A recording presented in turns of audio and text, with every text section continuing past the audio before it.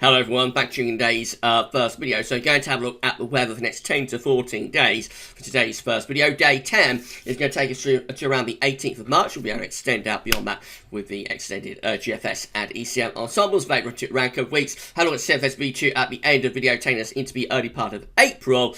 And I shall get on that for you very shortly. Just say that coming up later on today, we're going to have a verification for the winter forecast. So we're going to verify the Gales Weather's winter 2021 forecast, see how we did, see what happened with winter, and yeah, you'll be able to see how our forecast went. That'll probably be around 7 o'clock this evening. Be quite an interesting watch, I think.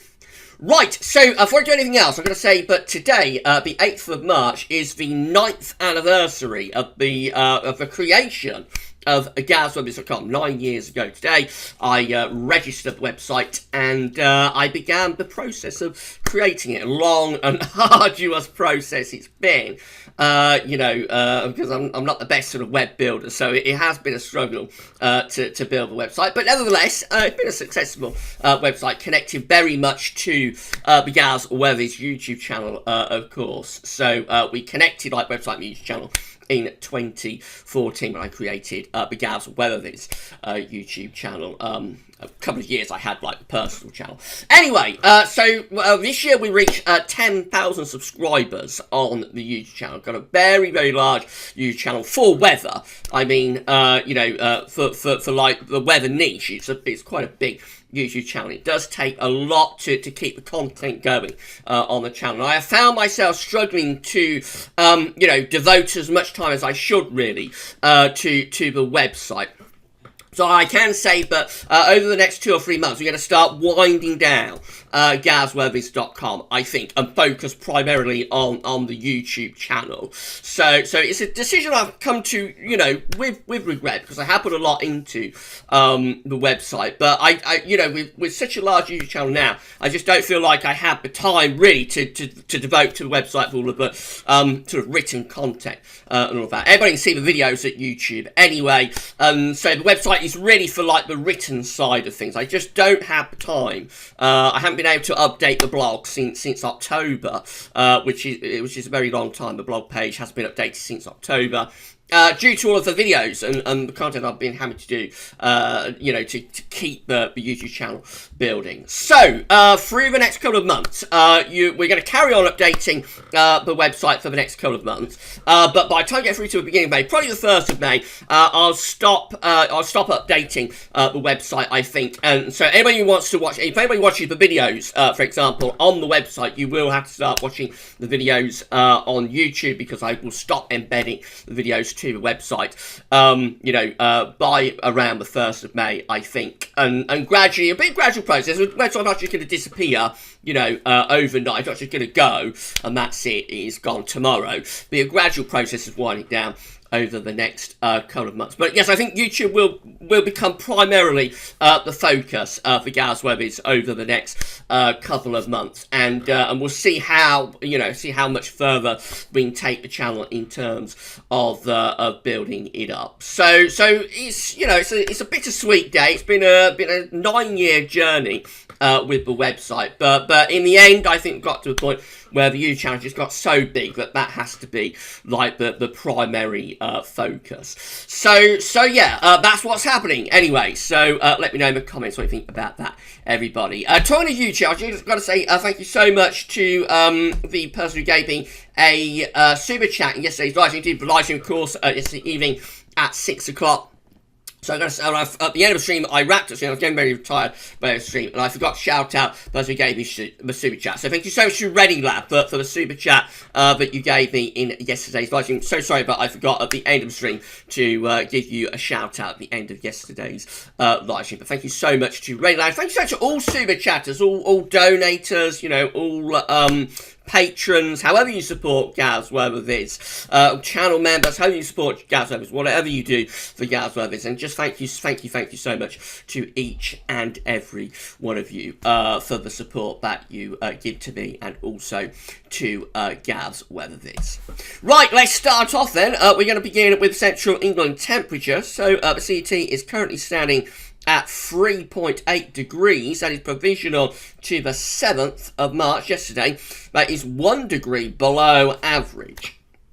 So been a pretty cold start to March. Had a cold start to February, of course, but February actually finished up a mild and average month. Will March have the same fate? We'll wait and see about that. But there are signs that things will get a lot milder next week potentially. More about that in a moment. But yeah, quite a cold first week to March anyway. And this chilly weather is going to last through the second week of March too. These are the GFS upper air temperature and precipitation ensembles next couple of weeks. The red line is the 30-year upper air temperature average.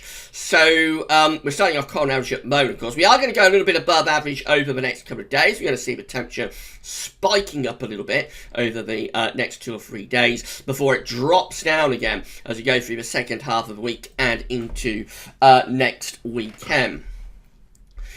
So quite a cold sort of week coming up with this milder interlude associated with a big area of low pressure. But next week, you see the upper air temperatures are really taking off now. We do still have a few cold outlier members down here, but the general trend is definitely one to warm things up. And the operational GFS run, for example, this thick green line just here, going very, very mild on the 6th there, bringing a proper spell of spring and probably lifting temperatures into mid to upper teens Celsius on the surface. So spring arrives next week on the latest GFS and also the GFS ensembles.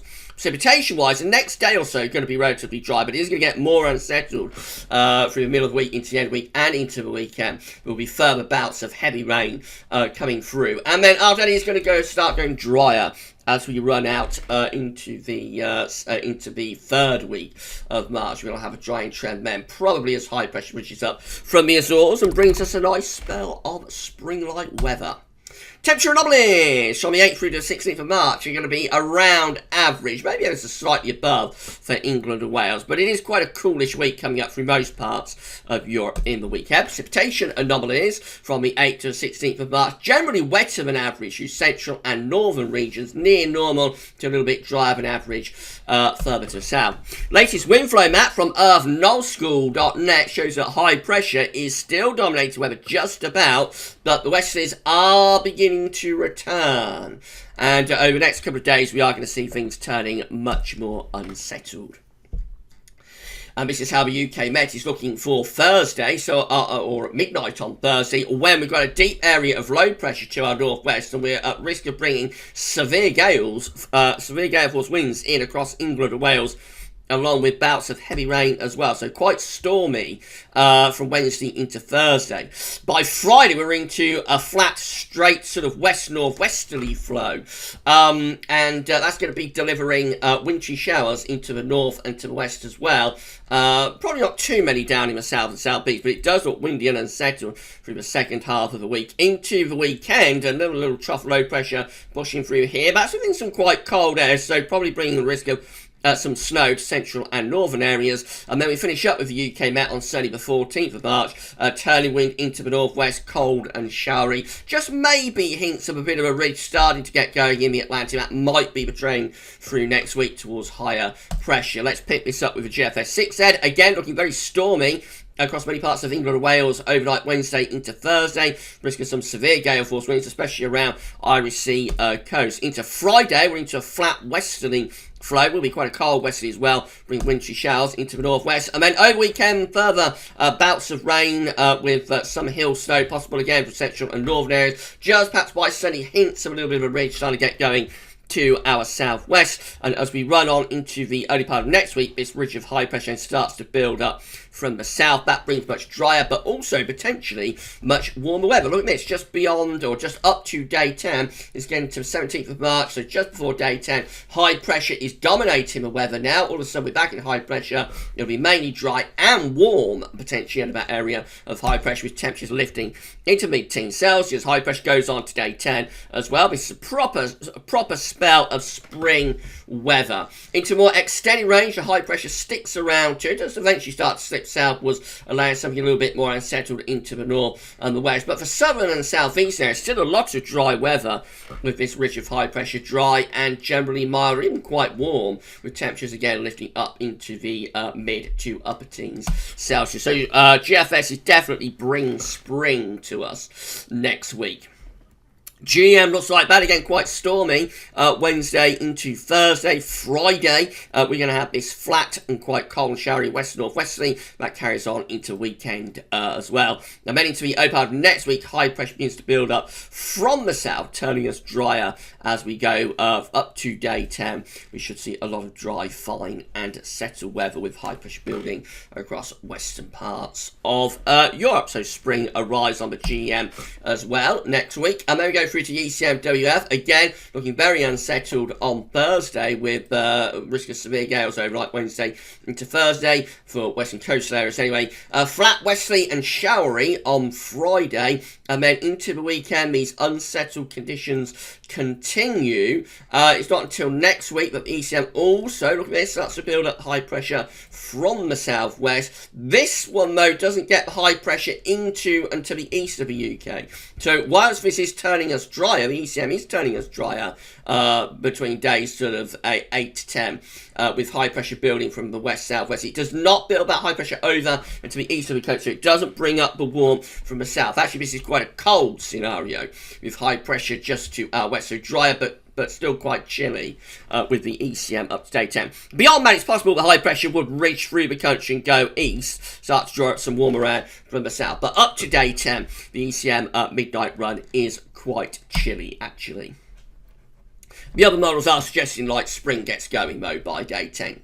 This is how the precipitation type forecast is looking from tometeo.com. So again, we're looking at a big bout of rain there around the middle part of the week, and also accompanied by gale force winds as well. Into the end of the week and weekend, wintry showers packing into the north and west, and over the weekend a more general area of rain. This is Saturday, more general area of rain could run in across the south. Just here, we could bring a more general area of rain in across the south. Again, that might turn to snow further northwards as well, particularly over hills and over high ground. Into the weekend, then again, lots of wintry showers in the north and west, always dry-ish, but not completely dry in the east. By the time we get through to Sunday and into Monday, another bout of rain pushing through across England and Wales. And then we do start going into that slightly drier trend as we're out towards day 10, but with winds still from the north, it will be pretty chilly. These are the options on the table within the ECM ensembles today for day 10 via the ECMWF.int website. This gets us to the 18th of March. We have 22 members of the ECM ensembles with high pressure above average heights to our west and northwest.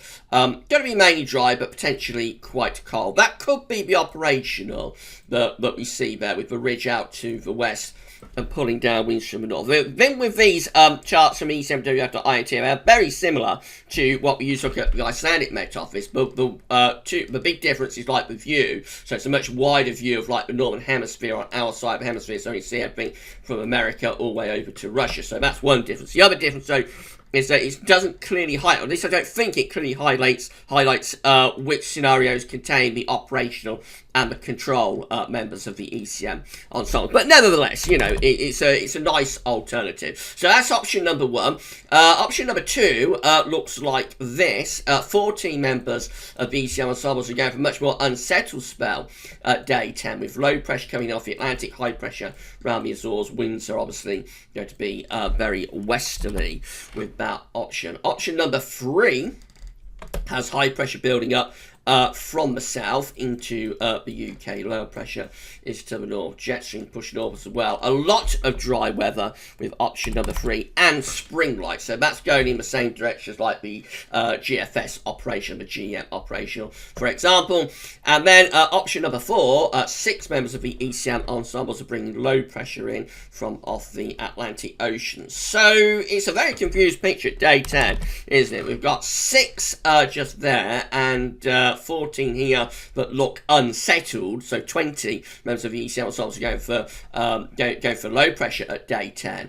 We've got 22 that are like with the operation run. High pressure is building and is drying us out, but it's quite cold. Winds in from the north combined with 9 just here, that's building up high pressure from south, and that's the warmest, driest option. So not guaranteed we're going to get a spell of spring going by day 10, but the majority option is to build up some higher pressure by day 10. In 2 weeks' time, these are the options that we've got. This gets us to the 23rd of March. I have 17 members of the ECM ensembles with low pressure to the north, high pressure to the south, and in come those westerly winds. We have 9 members of the ECM ensembles just here for the 23rd of March that have high pressure right over top of the country, bringing a lot of dry and fine weather with that option. We have 8 members of the ECM ensembles that have high pressure just to our east, and we'll be drawing up potentially a very mild spring-like sort of southerly southeasterly wind, I think. They have 7 members of the ECM ensembles with a trough of low pressure to our east and drawing down a cold northerly wind, completely the opposite with that to them.